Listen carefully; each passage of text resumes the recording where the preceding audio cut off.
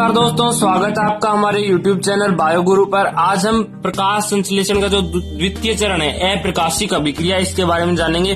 कल हमने प्रकाशिक अभिक्रिया को विस्तार से जान लिया था कि प्रकाशिक अभिक्रिया में जो जल है उसका ऑक्सीकरण हो रहा था और ऑक्सीजन का निर्माण हो रहा था और उसके साथ ही उप उत्पाद के रूप में क्या बन रहा था, स्वांगीकारी ऊर्जाएं बन रही थी।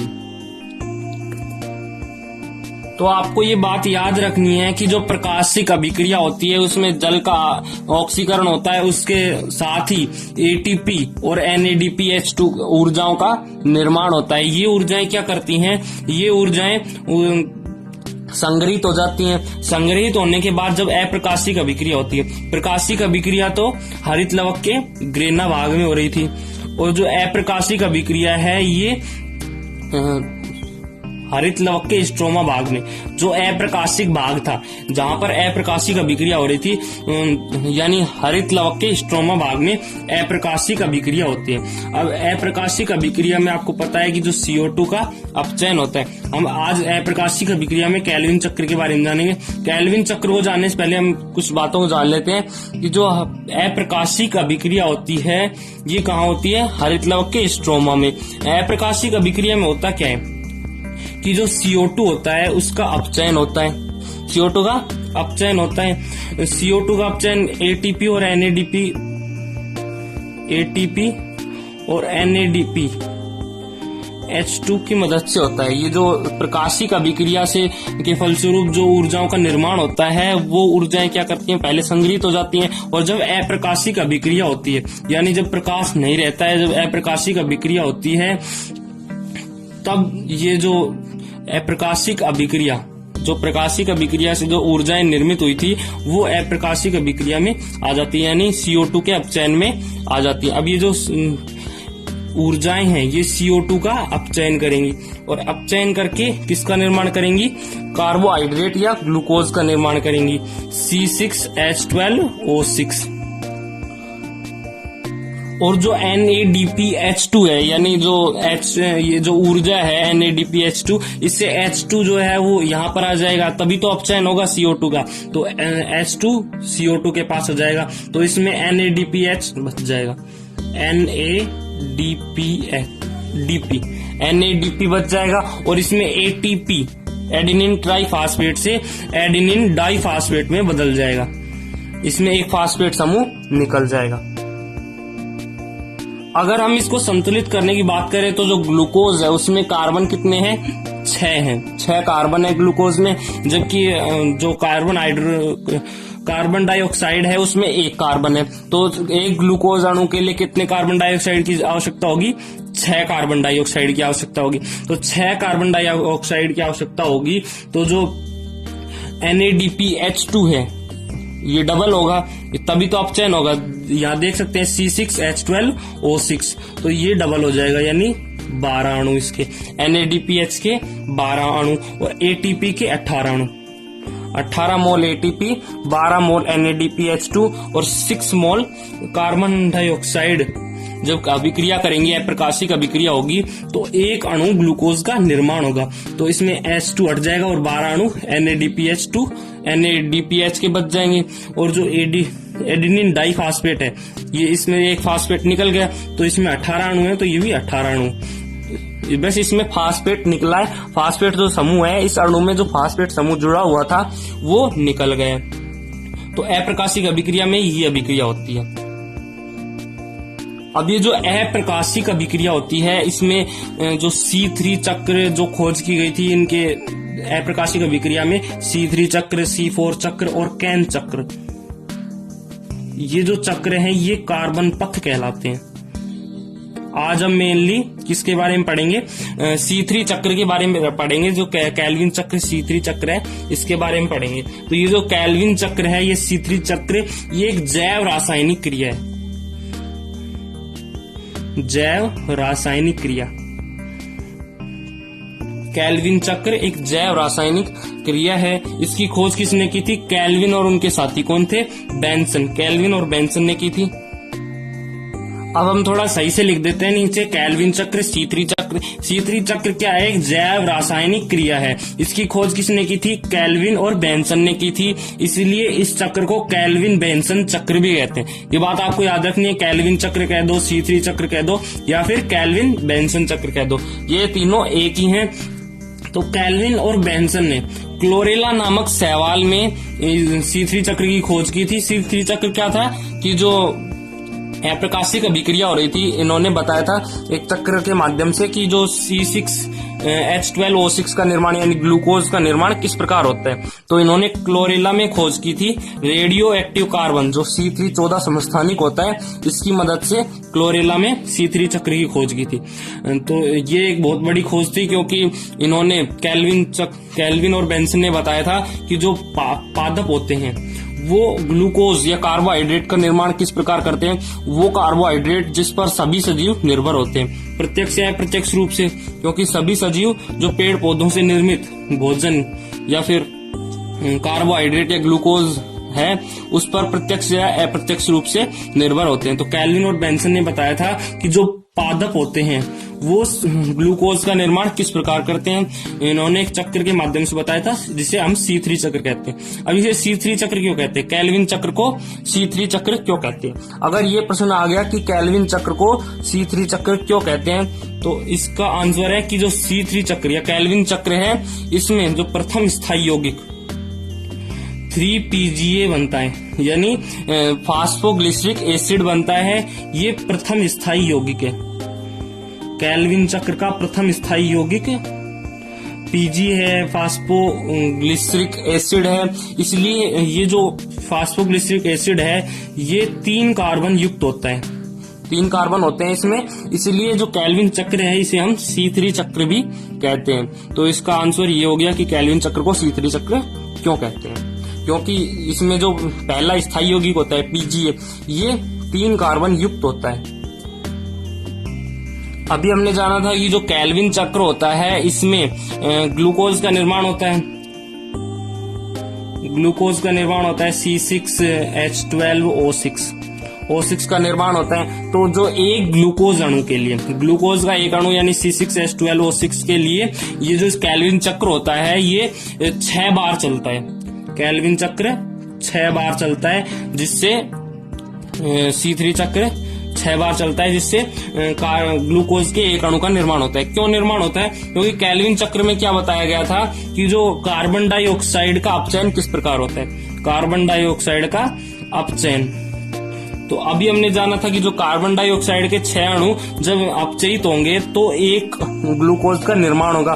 तो यहाँ पर भी वही बात है कि जो एक ग्लूकोज अणु के लिए जो कार्बन डाइऑक्साइड का अपचयन 6 बार होगा, तो ये जो चक्र है वो 6 बार चलेगा। या फिर हम ये कह सकते हैं कि एक बार चक्र चलेगा तो इसमें 6 अणु कार्बन डाइऑक्साइड के अपचयित होंगे, तब एक ग्लूकोज का निर्माण होगा।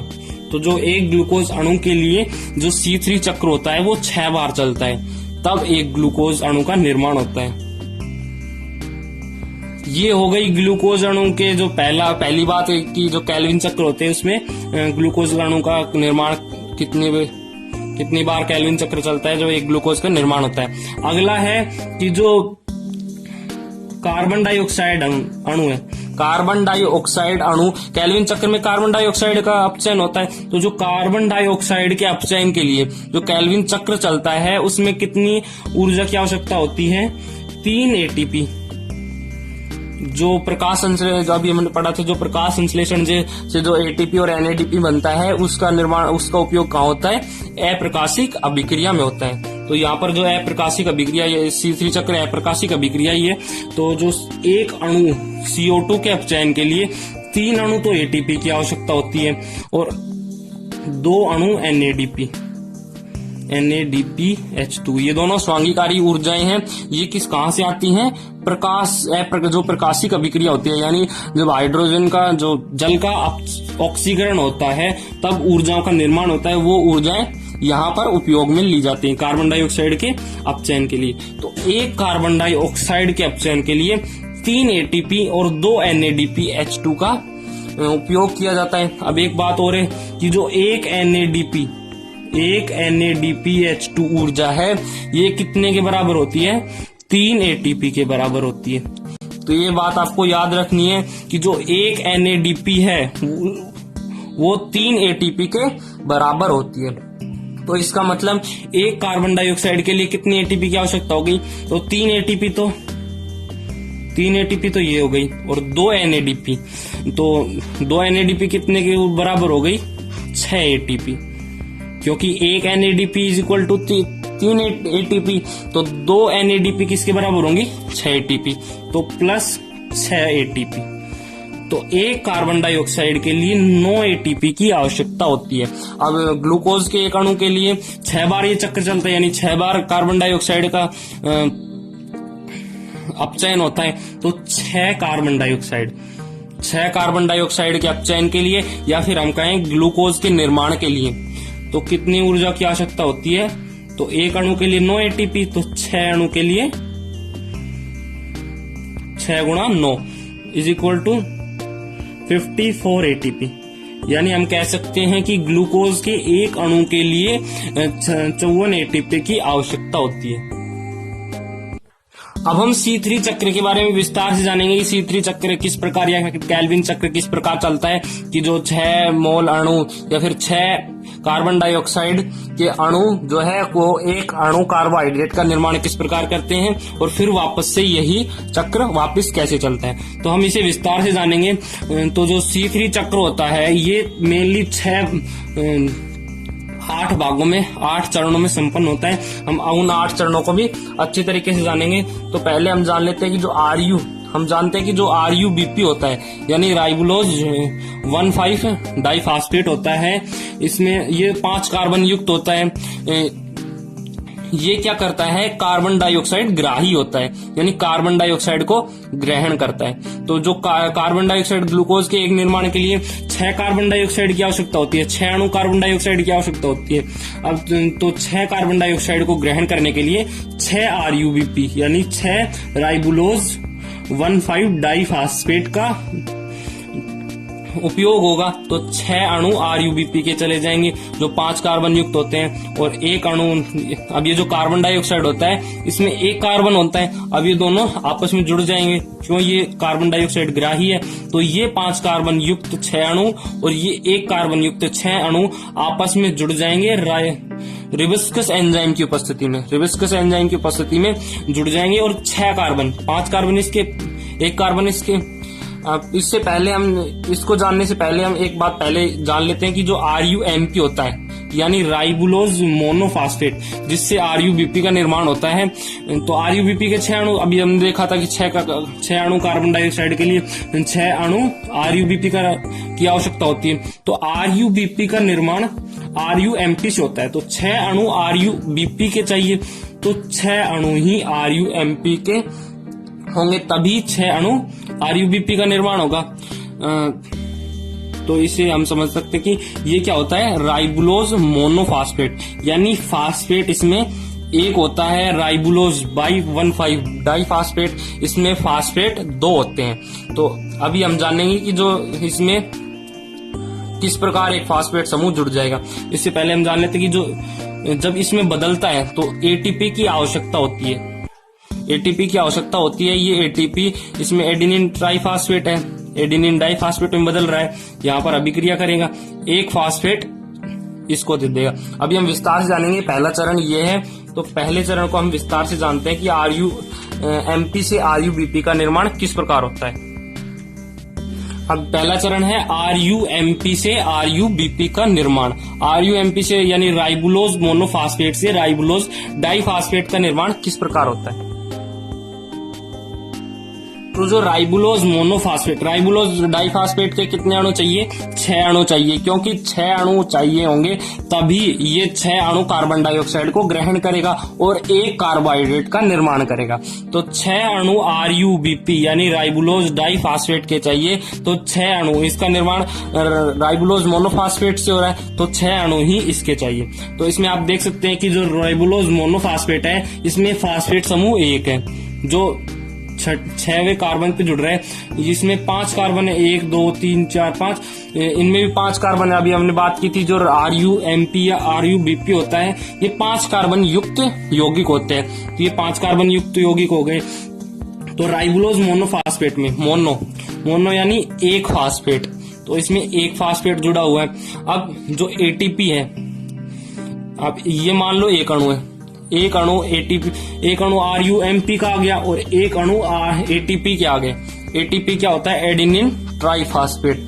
अब एडेनिन ट्राइफास्फेट इसके साथ जुड़ जाता है, इसमें एक फास्फेट समूह, ATP का एक फास्फेट समूह यहां पर जुड़ जाता है और ATP जो है वो ADP में बदल जाता है, यानी एक फास्फेट कम हो जाता है। एडेनिन ट्राइफास्फेट से एडेनिन डाइफास्फेट में बदल जाता है और जो इसका एक फास्फेट समूह है ये पहले कार्बन के साथ जुड़ जाएगा, जिससे किसका निर्माण हो जाएगा? राइबोलोज डाइफास्फेट। आप देख सकते हैं कि इसमें फास्फेट समूह पहले से ही नीचे 5वें कार्बन पर था, अभी पहले कार्बन पर और जुड़ गया। तो 6 अणु ये होते हैं, तो 6 अणु ATP जो है वो फास्फीकृत कर देते हैं और राइबोलोज डाइफास्फेट का निर्माण हो जाता है। इसमें 2 फास्फेट समूह होते हैं, पहले कार्बन पर और 5वें कार्बन पर। पहला चरण पूरा हो गया कि RuBP का निर्माण हो गया, यानी राइबोलोज डाइफास्फेट का निर्माण हो गया। अब ये जो राइबोलोज डाइफास्फेट है ये 6 कार्बन डाइऑक्साइड को ग्रहण करेगा, 6 कार्बन डाइऑक्साइड के अणुओं को ग्रहण करेगा।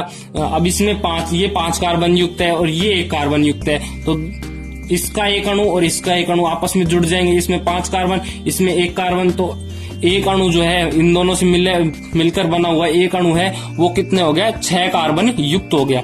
तो अब इसके इन दोनों के 6 अणु आपस में मिल जाएंगे और 6 अणुओं का निर्माण हो जाएगा। तो 6 अणुओं का निर्माण हो गया। इसमें कार्बन कितने? 6 हैं। और अभी हमने देखा था कि जो राइबोलोज डाइफास्फेट है इसमें फास्फेट समूह कितने थे? 2 थे। तो इसमें फास्फेट समूह C6 हो गया, यानी कार्बन 6 हो गए और फास्फेट समूह 2 हो गए। तो इसे हम कीटो एसिड भी कहते हैं। इसका नाम ज्यादा इंपॉर्टेंट नहीं है, ये एक अस्थायी यौगिक है। इसका निर्माण किस एंजाइम की उपस्थिति में होता है? Rubisco enzyme. ये आपको याद रखना है कि रुबिस्को एंजाइम की उपस्थिति में जो RuBP होता है वो कार्बन डाइऑक्साइड के साथ जुड़कर कीटो एसिड का निर्माण कर लेता है। अब ये जो कीटो एसिड, इसमें 6 अणु हो गए कीटो एसिड के। अब ये जो अस्थायी यौगिक होता है, मतलब ये स्थायी नहीं होता है। अब ये जो है वो 2 भागों में टूट जाएगा। अभी हम ये सेकंड चरण है, अभी से हम विस्तार से जानते हैं कि जो कीटो एसिड होता है या फिर PGA का निर्माण किस प्रकार होता है। अब ये जो सेकंड स्टेप है RuBP का कार्बोक्सिलीकरण। अब ये जो RuBP है राइबोलोज डाइफास्फेट, इसमें 2 फास्फेट समूह है। रुबिस्को एंजाइम की उपस्थिति में कार्बन डाइऑक्साइड, जो 6 कार्बन डाइऑक्साइड है ये 6 मोल है, 6 मोल और 6 कार्बन डाइऑक्साइड इसमें जुड़ जाएंगे। तो इसमें 2 फास्फेट समूह है और कार्बन डाइऑक्साइड जुड़ गया, तो ये जो है अस्थायी यौगिक कीटो एसिड का निर्माण कर लेगा। अब ये जो अस्थायी यौगिक है ये 2 भागों में बट जाएगा। इसमें 6 कार्बन है, कार्बन 6 है, इसमें भी कार्बन, इसमें कार्बन 5 है, 5 कार्बन और इसका एक कार्बन आपस में। अभी हम एक अणु ले लेते हैं पहले। एक अणु इसका, एक अणु कार्बन डाइऑक्साइड का, इसमें 5 कार्बन है, इसमें 1 कार्बन है, दोनों अणु आपस में जुड़ गए और एक अस्थायी यौगिक यानी कार्बन 6 का निर्माण कर लेते हैं, जिसमें कार्बन 6 होते हैं और फास्फेट 2 होते हैं। तो फास्फेट 2 हो गए। इसी प्रकार 6 अणु इसके, 6 अणु इसके आपस में जुड़ जाते हैं और 6 अणुओं का निर्माण कर लेते हैं। ये अस्थायी यौगिक होता है। अब ये जो है वो 2 भागों में बट जाता है, इसे हम PGA कहते हैं। PGA, ये जो PGA होता है, अभी हमने बात किया था कि जो PGA होता है ये प्रथम स्थायी यौगिक होता है, इसीलिए ये 3 कार्बन युक्त होता है, इसीलिए जो केल्विन चक्र है उसको हम C3 चक्र कहते हैं। अब इसमें 6 कार्बन है, आधे आधे हो गए, 3 कार्बन एक अणु में, 3 कार्बन एक अणु में, फास्फेट 2 है, 1 फास्फेट एक अणु में, 1 फास्फेट एक अणु में। तो जो एक अणु है, एक अणु कीटो एसिड का, 2 अणु PGA का निर्माण कर लेता है। तो ये जो टोटल 6 अणु हैं तो विभाजित होकर कितने अणुओं का निर्माण कर लेंगे? PGA के 12 अणुओं का, 12 अणु PGA यानी फास्फोग्लिसरिक एसिड का निर्माण कर लेंगे। 12 अणु फास्फोग्लिसरिक एसिड का निर्माण हो चुका है, ये सेकंड स्टेप है। सेकंड स्टेप से 12 अणुओं को पीजीए का निर्माण हो गया। इसमें क्या था कि कार्बन 3 थे और फास्फेट 1 था और ये 3 कार्बन युक्त होता है। अब ये जो 12 मोल पीजीए है ये एटीपी एंजाइम की उपस्थिति में, अभी यहाँ पर एटीपी हुआ था, एटीपी जुड़ा था और फास्फोलीकरण हुआ था, तो यहाँ पर भी 12 अणु पीजीए का फास्फोलीकरण होगा। 12 अणु पीजीए के लिए 12 अणु एटीपी की आवश्यकता होगी। अब 12 अणुओं में से 12 फास्फेट मुक्त हो गए, 12 फास्फेट, सभी अणुओं में से एक एक फास्फेट मुक्त हो गया, तो 12 फास्फेट मुक्त हो गए। अब ये जो 12 फास्फेट है ये सभी एक एक अणु पीजीए में जुड़ जाएंगे, तो जो सभी पीजीए अणु हैं वो डाई फास्फोग्लिसरिक एसिड यानी फास्फेट डबल हो जाते हैं। C3 वही है, अब फास्फेट 1 था और सभी अणुओं में एक एक जुड़ गई, ये 12 फास्फेट मुक्त हुए एटीपी से, तो ये जो सभी 12 फास्फेट हैं ये एक एक अणु में जुड़ जाएंगे जिससे डीपीजीए का निर्माण हो जाएगा। ये 12, तो इसमें C3 तो वही है और 2 फास्फेट हो गया। इसमें भी 3 कार्बन है क्योंकि फास्फेट ही जुड़ा है, कार्बन चेंज नहीं हुए हैं। अब इसकी रासायनिक अभिक्रिया को और देख लेते हैं। जो पीजीए है, अभी पीजीए का निर्माण हुआ था, जो पीजीए 3 कार्बन युक्त पीजीए था, प्रथम स्थायी यौगिक। अब ये जो 3 पीजीए है इसके 12 अणु हैं और 12 अणु एटीपी से 12 फास्फेट मुक्त हो गए। जो 12 फास्फेट है ये सभी 12 पीजीए जुड़ जाएंगे, मतलब एक अणु में एक एक फास्फेट और जुड़ जाएगा। तो एक फास्फेट तो पहले से था और एक फास्फेट और जुड़ गया जो एटीपी से मुक्त हुआ था। तो जो फास्फोग्लिसरिक एसिड है वो किस में कन्वर्ट हो जाता है, डाई फास्फोग्लिसरिक एसिड में। तो ये तीसरा स्टेप कंप्लीट हो गया। अब फोर्थ स्टेप में क्या होता है, अब 12 अणु डीपीएजे का निर्माण हो गया, इसमें 2 फास्फेट है, डबल फास्फेट है। अब जो NADPH+2 का निर्माण हुआ था वो आकर इसमें जुड़ जाएगा, इसे अपचयित कर देगा और इसमें हाइड्रोजन मुक्त हो जाएंगे, हाइड्रोजन इसके साथ जुड़ जाएंगे और जो बाकी का बचा हुआ NADPH है तो इसमें हाइड्रोजन ही तो मुक्त हुए, तो 12 अणु NADPH2 जो है वो 12 अणु NADP में बदल जाते हैं और H2 यही छोड़ जाते हैं। और इससे क्या होता है, H2 आता है, इससे क्या होता है, जो इसमें अकार्बनिक फास्फेट है वो निकल जाता है H3PO4 के रूप में। अब इसकी रासायनिक अभिक्रिया देख लेते हैं। अब जो फोर्थ स्टेप है डीपीजीए, डाईफास्फोग्लिसरिक एसिड का अपचयन। तो ये जो डाईफास्फोग्लिसरिक एसिड था इसमें 2 फास्फेट थे। अब जो NADPH+ है ये आ जाएगा और NADPH P में बदल जाएगा, इसमें H2 मुक्त हो जाएगा, यहाँ पर ही छोड़ जाएगा। अब ये जो H2 क्या करेगा कि जो H2 है ये इसमें जो फास्फेट अकार्बनिक फास्फेट है उसे बाहर निकाल देगा। ये देख रहे हैं आप, जो फास्फेट है इनऑर्गेनिक जो फास्फेट है वो बाहर निकल जाएगा, किसके रूप में, H3PO4 के रूप में। तो H3PO4 के रूप में बाहर निकल गया तो इसमें एक फास्फेट कम हो गया। तो ये डीपीजीए का निर्माण किसमें होगा, फास्फोग्लिसरॉल्डिहाइड यानी PgAl में परिवर्तित हो जाता है। अब इससे 12 मोल डीपीजीए है उसका निर्माण किसमें हो गया, 12 मोल PgAl फास्फोग्लिसरिक एल्डिहाइड। तो डीपीजीए किसमें परिवर्तित हो गया, PgAl फास्फोग्लिसरिक एल्डिहाइड। इसमें क्या होता है, एल्डिहाइड समूह होता है CHO, इसलिए फास्फोग्लिसरिक एक फास्फेट फास्फोग्लिसरिक एल्डिहाइड, तो CHO इसमें होता है, इसके कारण इसका नाम PgAl होता है। अब अगला स्टेप 5th स्टेप क्या है कि जो PgAl 12 अणु PgAl का निर्माण हो गया जिसमें फास्फेट 1 होता है। क्यों, यहाँ पर एक फास्फेट निकल गया इसकी उपस्थिति में, इनऑर्गेनिक जो फास्फेट था वो निकल गया, अब एक फास्फेट बचा। ये जो PgAl होता है ये समावयवीकरण करता है, मतलब जो समावयवता प्रदर्शित करता है। और ये जो PgAl है ये किस में परिवर्तित होता रहता है, DHAP यानी डाई हाइड्रोक्सी एसीटोन फास्फेट। अब इसकी रासायनिक अभिक्रिया देख लेते हैं 5th स्टेप। अब ये जो DPGA के अपचयन से जो PGAL प्राप्त हुआ था, PGAL फास्फोग्लिसरिक एल्डिहाइड, इसमें एक फास्फेट होता है। अब ये जो है वो समावयवता प्रदर्शित करता है। समावयवता प्रदर्शित करता है मतलब ये DPHAP में बदलता रहता है, ये इसमें बदलते रहते हैं और ये इसमें बदलते रहते हैं। तो इसके जो 12 अणु PGAL है उसमें कुछ अणु तो DHAP के होते हैं और कुछ अणु PGAL के होते हैं। पांचवें स्टेप में क्या होता है, पांचवें स्टेप में जो DPGAL जो PGAL है ये एल्डिहाइड है, एल्डिहाइड, और ये जो DHAP है ये क्या है, कीटोन।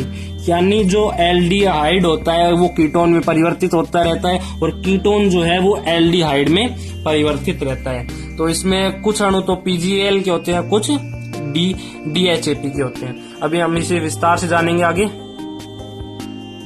अब ये जो 12 अणु PGAL बने हैं इसमें 3 कार्बन है, 3 कार्बन युक्त यौगिक होता है, एक फास्फेट होता है, ये DHAP में बदलते रहते हैं।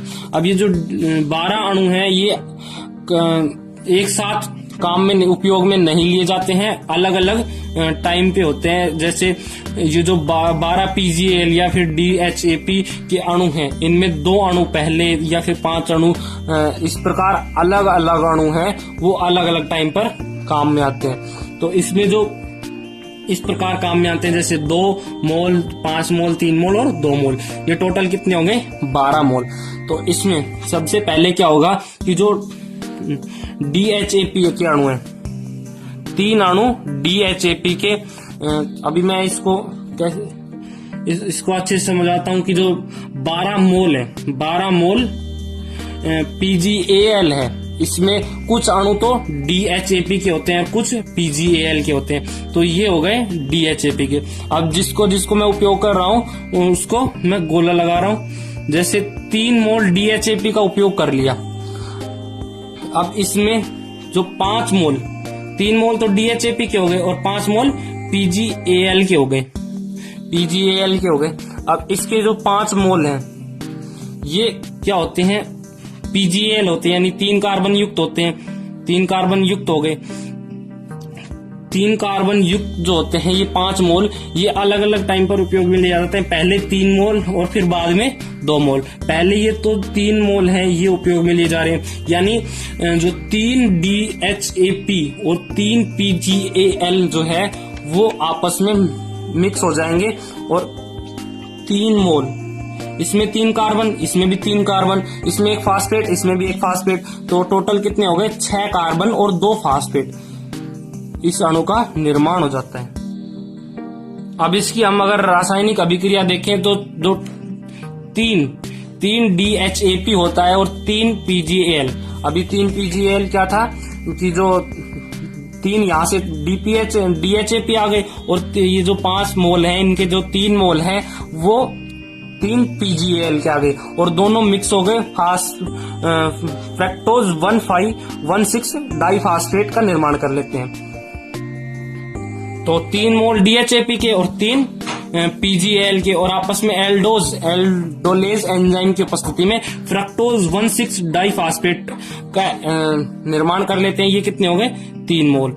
इसमें आप देख सकते हैं ये 3 कार्बन युक्त है और ये भी 3 कार्बन युक्त है और आपस में मिक्स होकर कितने बना लेते हैं, 6 कार्बन युक्त बना लेते हैं। 6 कार्बन इसमें हो गए, 3 कार्बन इसके, 3 कार्बन इसके और इसका एक फास्फेट और इसका एक फास्फेट, तो दोनों मिक्स होकर क्या बना लेते हैं, फ्रक्टोज 1,6 डाइफास्फेट। अभी जो फ्रक्टोज 1,6 डाइफास्फेट होता है ये भी अपचयित हो जाता है। अभी जो फ्रक्टोज 1,6 डाइफास्फेट का निर्माण हो गया जो 6 कार्बन युक्त है, इसके 3 मोल है।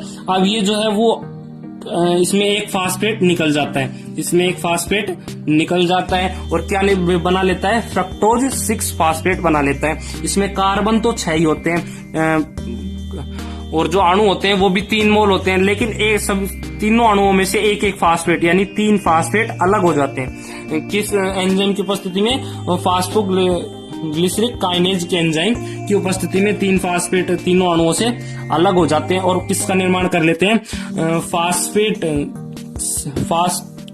फ्रक्टोज 6 फास्फेट का निर्माण कर लेते हैं। ये 6 कार्बन युक्त होता है और इसी के 3 मोल होते हैं। अब इसके भी अलग अलग मोल अलग अलग काम में आते हैं। इससे पहले हम अब इसकी अभिक्रिया देख लेते हैं किस प्रकार ये रिएक्शन होती है। अभी जो फ्रक्टोज 1,6 डाइफास्फेट है, इसमें 2 फास्फेट है। इसमें जो अकार्बनिक फास्फेट होता है वो अलग हो जाता है, यानी जो पहले कार्बन से जो फास्फेट जुड़ा हुआ है वो अलग हो जाता है और छठे कार्बन पर जो फास्फेट होता है वो रह जाता है। तो एक फास्फेट तीनों अणुओं से 3 अणु है इसके, तीनों अणुओं से 3 फास्फेट निकल जाते हैं और बचते कितने हैं 3 अणु फ्रक्टोज 6 फास्फेट। अभी जो फ्रक्टोज 6 फास्फेट है ये हेक्सोज में बदल जाता है। अब इन दोनों के सूत्र जो है वो समान होते हैं। अब जो हेक्सोज है ये संघनन करके एक कार्बोहाइड्रेट अणु का निर्माण कर लेता है। इस प्रकार जो पादप होते हैं वो एक कार्बोहाइड्रेट का निर्माण किससे करते हैं 6 कार्बन डाइऑक्साइड के अणुओं से करते हैं। यहाँ पर आप देखिए जो फ्रक्टोज 6 फास्फेट है इसका ये जो 3 मोल है इसके 2 मोल अलग काम में आते हैं, 1 मोल अलग काम में आता है। अब ये जो 1 मोल है ये किसमें हेक्सोज में बदल जाता है। हेक्सोज क्या होता है 6 कार्बन युक्त होता है। अब ये संघनन करके एक कार्बोहाइड्रेट का निर्माण कर लेता है। तो जो एक कार्बोहाइड्रेट का निर्माण किससे हो रहा है 6 मोल कार्बन डाइऑक्साइड से हो रहा है। तो एक ग्लूकोज के निर्माण के लिए 6 कार्बन डाइऑक्साइड अणुओं का उपयोग किया जाता है या फिर अपचयित होते हैं। अब ये जो अगला स्टेप है ये कार्बोहाइड्रेट का निर्माण हो गया। अब ये जो बचे 2 मोल हैं और ये 2 मोल और ये 2 मोल, अभी हमने किस किस का उपयोग किया है 3 DHAP का और 3 PGAL का, और जो बाकी के 3 और 3 6 ये जो 12 PGAL का निर्माण हुआ था इसमें से हमने 6 मोल या फिर 6 अणुओं का ही उपयोग किया है। अभी 6 अणु बच रहे हैं। अब ये जो 6 अणु होते हैं वो वापस से क्या करते हैं RUMP का निर्माण करते हैं और RUMP के निर्माण के बाद फिर वापस से यही चक्र शुरू हो जाता है। अब ये जो 3 अणु किसके बने थे फ्रक्टोज 6 फास्फेट के, इसमें से एक अणु उपयोग में ले लिया गया और एक कार्बोहाइड्रेट का निर्माण हो गया। अब जो बाकी के 2 अभी हमने इसको सर्किल कर दिया है इसको उपयोग में लिया है। अब इसमें 2 अणु बच गए किसके फ्रक्टोज 6 फास्फेट के। फ्रक्टोज 6 फास्फेट 6 कार्बन युक्त फ्रक्टोज 6 फास्फेट के 2 अणु बच गए। अब ये किसके साथ संयोग करते हैं ये जो 2 अणु किसके निर्माण हुए हैं PGA का निर्माण हुआ है। ये जो 2 अणु इसके थे इसका उपयोग कर लिया जाता है। अब ये जो 2 अणु हैं ये आप देख रहे हैं ये 2 अणु, इन 2 अणुओं के फ्रक्टोज 6 फास्फेट के 2 अणुओं के साथ संयोग कर लेते हैं और किसका निर्माण कर लेते हैं इरिथ्रोज 4 फास्फेट और जाइलुलोज 5 फास्फेट। अब इसमें हम देखें तो जो फ्रक्टोज 6 फास्फेट होता है इसमें 6 कार्बन होते हैं और जो PGA होता है इसमें कितने कार्बन होते हैं 3 कार्बन होते हैं। तो 3 कार्बन इसके और 2 मोल हैं यानी 2 अणु हैं तो 6 कार्बन हो गए इसके, 6 कार्बन PGA के और जो 2 कार्बन 2 मोल फ्रक्टोज के हैं इसमें 6 कार्बन है यानी 12 कार्बन इसके हो गए किसके फ्रक्टोज 6 फास्फेट के और 6 वहां पर हो गए थे। तो ये टोटल हो गए 18 कार्बन। अब ये जो 18 कार्बन है ये किसका निर्माण कर लेंगे 4 कार्बन वाले इरिथ्रोज का निर्माण कर लेंगे और 5 कार्बन वाले जाइलोज का निर्माण कर लेंगे। अभी जो इरिथ्रोज है ये 4 कार्बन युक्त है, इसके 2 अणु बने तो इसमें कितने कार्बन 8 कार्बन इसमें चले गए 18 कार्बन में से टोटल इसमें 8 कार्बन चले गए। अब ये जो जाइलुलोज है इसके भी 2 अणु बनते हैं, इसमें 5 कार्बन है, 5 गुणा 2 10 कार्बन जाइलुलोज में चले गए तो टोटल कितने हो गए 18 कार्बन। तो जो 18 कार्बन फ्रक्टोज और जो PGA के थे वो किस में परिवर्तित हो गए 18 कार्बन 2 मोल तो किस में परिवर्तित हो गए 4 कार्बन वाले इरिथ्रोज 4 फास्फेट में और 10 कार्बन किस में परिवर्तित हो गए 2 अणु वाले जाइलुलोज 5 फास्फेट में। ये कितने 5 कार्बन युक्त होते हैं तो टोटल कितने हो गए 18 कार्बन पूरे हो गए। अभी जो इरिथ्रोज 4 फास्फेट है और जाइलुलोज 5 फास्फेट है, इसकी हम रिएक्शन देख लेते हैं कि ये किस प्रकार बनते हैं। हम देखें तो फ्रक्टोज 6 फास्फेट और पीजीए का मिलना, तो फ्रक्टोज 6 फास्फेट, इसमें एक फास्फेट है, पीजीए में एक फास्फेट, ये 3 कार्बन युक्त हो गए और ये कितने 6 कार्बन युक्त हो गए। तो 6 गुणा 2 12 कार्बन फ्रक्टोज के हो गए और पीजीए के कितने हो गए 6 कार्बन हो गए। 3 कार्बन 3 एक अणु में और 3 दूसरे अणु में, तो 6 कार्बन इसके हो गए। और इससे निर्माण किसका होता है, इरिथ्रोज 4 फास्फेट और जाइलुलोज 5 फॉस्फेट का निर्माण होता है। इन दोनों में जो अणु होते हैं वो 2 होते हैं। अब इरिथ्रोज 4 फास्फेट में कार्बन कितने हैं, 4 कार्बन है। अभी 2 अणु हैं तो 4 गुणा 2 8 कार्बन, जो इनके जो 18 कार्बन थे, इनके 18 कार्बन में से 8 कार्बन तो इरिथ्रोज में चले गए और जाइलुलोज में कितने चले गए 10 कार्बन चले गए। क्यों चले गए, इसमें 5 कार्बन युक्त होती है और 5 एक अणु में, 5 एक अणु में, तो टोटल कितने हो गए 10 कार्बन। तो 10 + 8 18 हो गए, तो 18 पूरे हो गए। तो इसमें जो 2 फास्फेट समूह, फ्रक्टोज 6 फास्फेट के जो 2 अणु बचे थे, एक अणु तो कार्बोहाइड्रेट के निर्माण में चला गया था, और जो 2 अणु बचे थे उनमें से जो 2 अणु हैं वो 2 अणु पीजीए कहां से आया, जो ऊपर पीजीएल था उसमें जो डीएचएपी में समावयवीकरण हो रहा था। जैसे यहाँ पर ये जो समावयवीकरण हो रहा था पीजीएल का, यहाँ से तो 2 अणु आ गए और 2 अणु फ्रक्टोज से आ गए। फ्रक्टोज का एक अणु इधर चला गया था, 2 अणु इधर आ गए, तो किसका निर्माण हो गया, इरिथ्रोज 4 फास्फेट और जाइलुलोज 5 फास्फेट का निर्माण हो गया। अब इससे आरयूएमपी का निर्माण किस प्रकार होगा और इरिथ्रोज 4 फास्फेट से आरयूएमपी या आरयूबीपी का निर्माण किस प्रकार होगा, तभी ये केल्विन चक्र पूरा होगा। अगला स्टेप जो है वो हम यहां से लेते हैं, मतलब इरिथ्रोज 4 फास्फेट से आरयूएमपी का निर्माण किस प्रकार होता है। तो जो इरिथ्रोज 4 फास्फेट होता है, 4 कार्बन युक्त फास्फेट होता है, ये 2 मोल डीएचएपी अभी हमने पढ़ा था, ये जो 3 मोल डीएचएपी किससे निर्मित हो गए थे, 3 मोल पीजीएल से। अब ये क्या थे, 5 कार्बन डीएचएपी, तो इसके जो 3 मोल तो उपयोग में ले लिए गए। अब ये जो 2 मोल बचे हैं डीएचएपी के, ये इरिथ्रोज 4 फास्फेट में जुड़ जाएंगे। अब ये जो डीएचएपी होता है ये 3 कार्बन युक्त होता है और जो इरिथ्रोज होता है वो 4 कार्बन युक्त होता है। इसके 2 अणु, इसका एक अणु और इसका एक अणु आपस में जुड़ जाएंगे तो कितने कार्बन हो जाएंगे, 7 कार्बन। इसी प्रकार दूसरा अणु और इसका दूसरा अणु, तो टोटल 7 कार्बन के 2 अणु बन जाएंगे, तो 7 कार्बन के 2 अणु हुए। अब इसका हमने उपयोग ले लिया और इरिथ्रोज का भी उपयोग ले लिया और किसका निर्माण हो गया, सीडोएक्टुला 1,6 डाइफास्फेट। क्यों, इसमें भी एक फास्फेट था, इरिथ्रोज में भी एक फास्फेट, इरिथ्रोज में एक फास्फेट और इसमें डीएचएपी में भी एक फास्फेट था। अब दोनों के एक फास्फेट, इसमें 3 कार्बन थे, इसमें 4 कार्बन थे, दोनों के मिलेंगे तो 7 कार्बन बन गए और एक इसका फास्फेट और एक इसका फास्फेट, तो कितने हो गए, सीडोएक्टुला 1,6 डाइफास्फेट के 2 अणु बन जाएंगे। ये कितने होते हैं, 7 कार्बन युक्त होते हैं। अब 2 अणु डीएचएपी के आ गए, 2 अणु जो 2 मोल थे उसके आ गए और 2 मोल इरिथ्रोज जो अभी निर्माण हुआ था इरिथ्रोज का उसके आ गए। अब इरिथ्रोज के निर्माण और इरिथ्रोज का आ गया 2 अणु और 2 अणु डीएचएपी के आ गए, तो किसका निर्माण हो गया, 2 अणु। पहले हम एक अणु का बात करें तो इसमें एक अणु में 3, इसमें एक अणु में 4, तो दोनों आपस में जुड़ जाएंगे, एक बड़ा अणु बना लेंगे। इसमें कितने कार्बन हो गए, दोनों के 7 कार्बन हो गए। फास्फेट इसमें एक, इसमें फास्फेट एक, तो दोनों आपस में मिल जाएंगे तो 2 फास्फेट बन गए। अब इसी प्रकार जो है दूसरा अणु भी इस प्रकार बना लेता है, तो जो 2 अणु डीएचएपी होता है या फिर 2 अणु डीएचएपी होता है और 2 अणु इरिथ्रोज 4 फास्फेट होता है, वो आपस में मिलकर किसका निर्माण कर लेते हैं, 2 अणु सीडोहेक्टुलोज 1,6 डाइफास्फेट का निर्माण कर लेते हैं। ये जो होता है इसमें 2 फास्फेट होते हैं, क्योंकि एक फास्फेट तो इरिथ्रोज 4 फास्फेट से आ गया और एक फास्फेट डीएचएपी से आ गया। ये किस एंजाइम की उपस्थिति में होंगे, ट्रांस एल्डोल एंजाइम की उपस्थिति में होंगे। अभी हमने देखा कि जो सीडोएक्टुलोज 1,6 डाइफास्फेट था उसका 2 मोल अणु का निर्माण हो गया।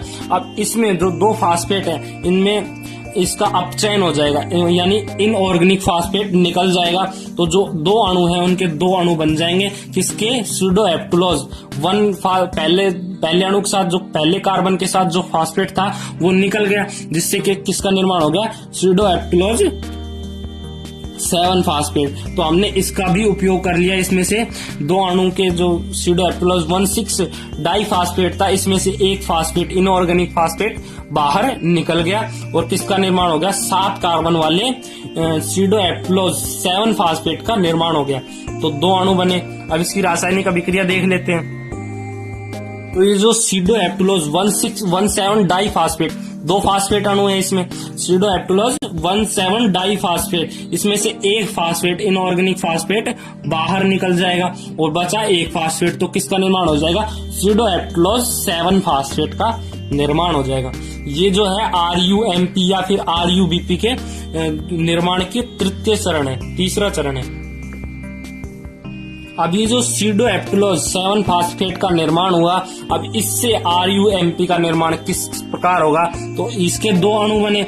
अब ये जो दो अणु बच रहे हैं इसके PgAl के 12 अणु थे, इनमें से हमने 10 अणुओं का उपयोग कर लिया है, जिसमें से एक अणु तो कार्बोहाइड्रेट के निर्माण हो चुका है। अब बाकी के जो अणु बचे हैं वो कहाँ चले जाते हैं, RUMP में चले जाते हैं C3 चक्र को पूरा करने के लिए। तो जब ये जो दो अणु PgAl के होते हैं, इनमें से 12 अणुओं में से क्या क्या था, 5 अणु तो DHAP के थे, 5 अणु DHAP के थे, और जो बाकी के जो 7 अणु हैं ये किसके हैं, PgAl के हैं, PgAl के। अब ये जो दो अणु PgAl है ये किसके साथ संयोग कर लेंगे, दो अणु स्यूडोएप्टुलोज 7 फास्फेट, जिसमें फास्फेट समूह 1 है। अब ये तो 3 कार्बन युक्त होता है, 3 कार्बन युक्त, और ये कितना होता है, 7 कार्बन युक्त। तो 7 कार्बन युक्त एक अणु, दूसरा अणु भी 7 कार्बन, तो इसमें कितने टोटल 14 कार्बन। और इसमें PgAl के दो अणुओं में कितने कार्बन हो गए, 6 कार्बन। तो टोटल 20 कार्बन हो गए। तो 20 कार्बन जो है वो संयोग करके आपस में दो अणुओं का निर्माण कर लेते हैं, राइबुलोज 5 फास्फेट और जाइलुलोज 5 फास्फेट। जाइलुलोज 5 फास्फेट का यहां से भी निर्माण हुआ था, कहां से, ये जो फ्रक्टोज 6 फास्फेट था और जो दो अणु PgAl के आए थे, इससे इरिथ्रोज 4 फास्फेट का निर्माण हुआ था और जाइलुलोज 5 फास्फेट का भी निर्माण हुआ था। अब यहां से फिर वापस से इरिथ्रोज जो है वो आपस में कुछ अणुओं से मिलकर और फास्फेट को त्याग कर अणुओं से मिलकर वापस से जाइलुलोज 5 फास्फेट और राइबुलोज 5 फास्फेट का निर्माण कर लेता है। अब ये जो टोटल होते हैं इनके कार्बन इन दोनों कार्बनों के योग के, यानी 20 कार्बन होते हैं। अभी जो राइबुलोज मोनोफास्फेट को प्राप्त करने के लिए जो लास्ट चरण है वो है राइबुलोज 5 फास्फेट और जाइलुलोज 5 फास्फेट का निर्माण। अभी हमने देखा था कि जो स्यूडोएप्टुलोज 7 फास्फेट था वो दो अणु PgAl से संयुक्त कर रहा था और ट्रांसकीटोलेज एंजाइम की उपस्थिति में राइबुलोज 5 फास्फेट और जाइलुलोज 5 फास्फेट का निर्माण कर रहा था। अब इनका निर्माण हो गया तो इनसे RUMP का निर्माण हो जाएगा। अभी हम आगे चार्ट में देखेंगे। अब ये राइबुलोज 5 फास्फेट और जाइलुलोज 5 फास्फेट का निर्माण हो गया। अब इनसे जो है RUMP का निर्माण हो जाएगा। इसके 2 मोल और इसके 2 मोल आपस में संयोग करके 4 मोल किसका, RUMP का निर्माण कर लेंगे। ये कितने होते हैं, 5 कार्बन युक्त होता है। तो इस प्रकार इन दोनों से राइबुलोज 5 फास्फेट और जाइलुलोज 5 फास्फेट से RUMP का निर्माण हो जाता है और RUMP के निर्माण होने के बाद फिर वापस से RUBP ATP की उपस्थिति में एक फास्फेट ग्रहण कर लेता है और RUBP का निर्माण कर लेता है। अब ये RUBP जो होता है वो रिबिस्कस एंजाइम की उपस्थिति में 6 अणु कार्बन डाइऑक्साइड को ग्रहण कर लेगा, 6 मोल कार्बन डाइऑक्साइड को ग्रहण करेगा, तभी जो है वो एक अणु कार्बोहाइड्रेट का निर्माण होगा। तो जो रुबिस्कस एंजाइम की उपस्थिति में 6 कार्बन डाइऑक्साइड को ग्रहण कर लिया। अब ये जो 6 कार्बन डाइऑक्साइड को ग्रहण कर लिया तो एक अस्थायी यौगिक कीटो एसिड का निर्माण हो जाता है। इसके भी 6 अणु बन जाते हैं। ये अस्थायी यौगिक है, इसलिए 2 भागों में बट जाता है। इसके जो है सभी अणु जो है परमाणु वो आपस में आधे आधे हो जाते हैं, यानी कार्बन 6 है तो एक अणु में तो 3 कार्बन चले जाएंगे, दूसरे अणु में भी 3, और इसमें 2 फास्फेट है तो एक फास्फेट एक अणु में, दूसरा फास्फेट दूसरे अणु में, तो एक अणु से 2 पीजीए का निर्माण हो जाता है। तो इसके टोटल कितने हैं? 6 अणु हैं। तो 6 अणुओं से 12 अणु पीजीए का निर्माण हो जाएगा, जो 3 कार्बन युक्त होते हैं। इसीलिए ये प्रथम स्थायी यौगिक है, इसीलिए जो केल्विन चक्र है इसे हम C3 चक्र कहते हैं। अब ये जो पीजीए है ये फास्फोलीकृत हो जाएगा, यानी एटीपी के अणु आप जुड़ जाएंगे और फास्फेट जो एक फास्फेट समूह है वो पीजीए को दे देंगे, प्रदान कर देंगे। अब ये जो पीजीए के प्रत्येक अणु में 2 फास्फेट हो गए, यानी डीपीजीए का निर्माण हो गया। तो 12 अणु डीपीजे का निर्माण हो गया। इसमें 2 फास्फेट हैं, ये 3 कार्बन युक्त है। कार्बन तो उतने ही है लेकिन एक फास्फेट जुड़ गया है, तो एक फास्फेट यहाँ पर था, यहाँ पर 2 फास्फेट हो गए। अब ये जो 2 फास्फेट हैं ये अपचयित हो जाते हैं, यानी NADPH+2 NADPH2 जुड़ जाता है, जिसमें जो H2 होता है वो यहाँ पर ही रह जाता है और NADP+ बाहर निकल जाता है। अब जो H2 रहा है ये क्या करेगा, ये जो इनऑर्गेनिक फास्फेट है, इसमें इनऑर्गेनिक फास्फेट है, इसको H3PO4 के रूप में बाहर निकाल देगा। अब बाहर निकाल देगा तो बचेगा क्या? फास्फोग्लिसरिक एल्डिहाइड बचेगा, PgAl। PgAl के 12 अणु तो उतने ही है। डाई फास्फोग्लिसरिक एसिड में फास्फोग्लिसरिक एसिड 12 अणु, ये भी 12 अणु, इसमें फास्फेट ही निकला है, बचा क्या? कार्बन 3 और फास्फेट 1, तो PgAl। अब ये जो PgAl है ये DHAP में बदलता रहता है, ये इसमें बदलता रहता है और ये इसमें बदलता रहता है। जो एल्डिहाइड होता है वो कीटोन में और कीटोन एल्डिहाइड में बदलती।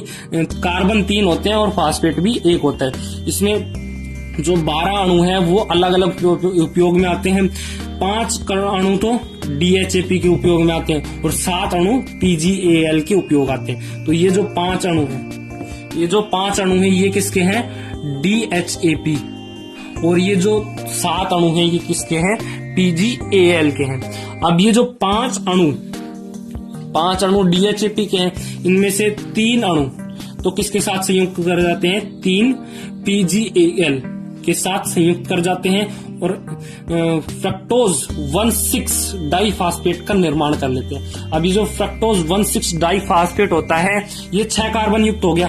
क्यों 6 कार्बन युक्त हो गया? क्योंकि ये जो DHAP इनका दोनों का सूत्र समान है, तो इसमें 3 कार्बन, इसमें भी 3 कार्बन, इसमें एक फास्फेट, इसमें भी एक फास्फेट, तो 3 कार्बन प्लस 3 कार्बन 6 कार्बन और एक फास्फेट और एक फास्फेट 2 फास्फेट, यानी फ्रक्टोज 1,6 डाइफास्फेट का निर्माण हो जाते हैं। अब इससे इसके 3 अणु बन गए, इसके भी 3 अणु, उसके भी 3 अणु, एक अणु आपस में जुड़ गया तो बन गया 1 अणु। इसी प्रकार 3 अणु आपस में जुड़ जाएंगे और 3 अणुओं का यानी 3 फ्रक्टोज 1,6 डाइफास्फेट का निर्माण हो जाता है। अभी जो फ्रक्टोज 1,6 डाइफास्फेट है ये किस में परिवर्तित हो जाएगा? इसमें फास्फेट, इनऑर्गेनिक फास्फेट निकल जाएगा, जो पहले हुआ था अभी इनऑर्गेनिक फास्फेट निकल जाएगा और 3 मोल वही बचेंगे C6। इसमें फास्फेट 1 निकल गया, एक फास्फेट बचा, तो ये 6 कार्बन युक्त होता है। अब इसके 3 मोल बने, इसके 3 अणु बने या फिर 3 मोल बने। 3 अणु हैं वो क्या करेंगे? इनमें से एक अणु तो कार्बोहाइड्रेट का निर्माण कर लेगा और जो बाकी के 2 अणु बचे हैं, अभी हमने किस किस का उपयोग किया है? इसके 5 मोल में से, DHAP के 5 मोल में से केवल 3 मोल वाले का उपयोग किया है और 3 मोल PgAl का उपयोग किया है। अभी बाकी के जो 2 अणु और 2 अणु 4 और 2 6 अभी बाकी है। अभी हमने केवल 5 अणुओं का उपयोग किया है। अब ये जो 2 अणु हैं, 2 अणु किसके बन गए? फ्रक्टोज 6 फास्फेट के, और 2 अणु यहाँ से PgAl के आ जाएंगे और किसका निर्माण कर लेंगे? इरिथ्रोज 4 फास्फेट का निर्माण कर लेंगे और जाइलोज 5 फास्फेट का निर्माण कर लेंगे। जाइलोज 5 फास्फेट जो है RUMP का निर्माण कर लेगा। इसमें 2 अणु बने, इसके 2 अणु वापस इसके बन गए हैं। अब जो इरिथ्रोज 4 फॉस्फेट है ये क्या कर लेगा, इसके दो DHAP है इसके अणुओं के साथ संयोग कर लेगा और स्यूडोएप्टिलोज 1,7 डाइफास्फेट का निर्माण कर लेगा। अब इसमें से जो है वो एक फास्फेट अलग हो जाएगा और स्यूडोएप्टिलोज 7 फास्फेट का निर्माण हो जाएगा। अब ये जो स्यूडोएप्टिलोज 5 फास्फेट है, अभी तक हमने किस किस का उपयोग कर लिया, 5 अणुओं का टोटल उपयोग कर लिया, क्यों अभी 2 अणु यहाँ पर उपयोग में ले लिए, इसमें 3 अणुओं का भी उपयोग कर लिया, 2 अणुओं का भी उपयोग कर लिया। अब ये जो बाकी के 2 अणु बचे हैं TgAl के, ये इसके साथ संयोग कर जाएंगे और किसका निर्माण करेंगे, राइबुलोज 5 फास्फेट और जाइलोज 5 फास्फेट। अब ये जो दोनों अणु हैं ये RUMP का निर्माण कर लेंगे और फिर वापस से ये चक्र शुरू हो जाएगा। तो इस प्रकार हमारा ये जो केल्विन चक्र C3 चक्र है वो कंप्लीट होता है। अगली वीडियो में हम C4 चक्र के बारे में डिस्कस करेंगे। धन्यवाद।